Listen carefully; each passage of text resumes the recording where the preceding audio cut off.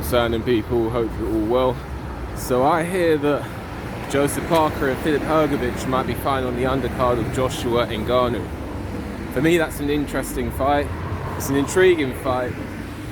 And for me, Joseph Parker came off a very good performance against Deontay Wilder. Hrgovic obviously fought in that tune-up with Mark Demori.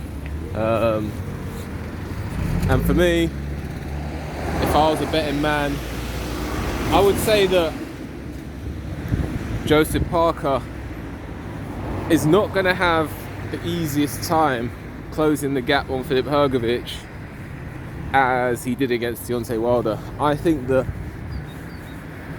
Hrgovic, actually, if they were to fight, if Hrgovic got on his boxing, I think Hrgovic has the potential, I'm not going to say it's going to happen, to keep Parker on the end of straight shots. That's my opinion. I think Hrgovic can keep Parker on the end of straight punches. I think the Wilder-Parker fight maybe flattered Parker a little bit and highlighted Deontay Wilder's flaws. Don't get me wrong. Fantastic performance by Joseph Parker. He did what he was supposed to do in that one. He did what he was supposed to do. You want to be careful against a dangerous puncher like Wilder, so he made it a low volume fight where he was doing just enough to nick every round. But it's a different ball game against Filip Hrgovic. Hrgovic has more fundamentals to call upon. So I think that, but Parker, you know, he has the speed. Hrgovic has been weighing heavier these days, and he does look a bit more sluggish. And what I will say is, against Mark Demori was landing on Hrgovic. So if Mark Demori can land on you, there's a very good chance that Joseph Parker can also land on you as well.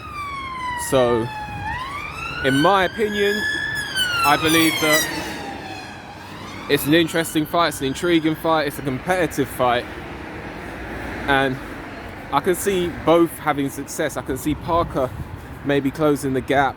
He's not amazing at closing the gap, but he can do it, and letting go of fast combinations, and Hrgovic being a bit sloppy these days, getting caught. And I can also see Hrgovic potentially keeping Parker on the end of straight punches. These two fought as amateurs back in 2010.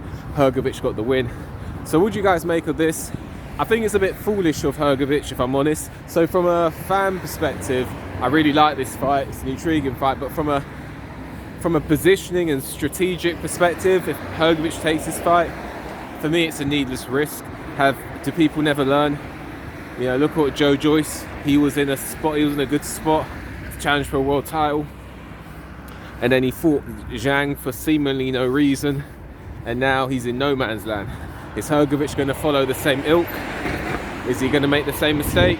Sometimes you just it's all good being brave like Dylan White, taking fights you don't need to take, but sometimes you just got to sit on that position, that mandatory position, because he's mandatory for the IBF. Anyway, what do you guys make of the fight?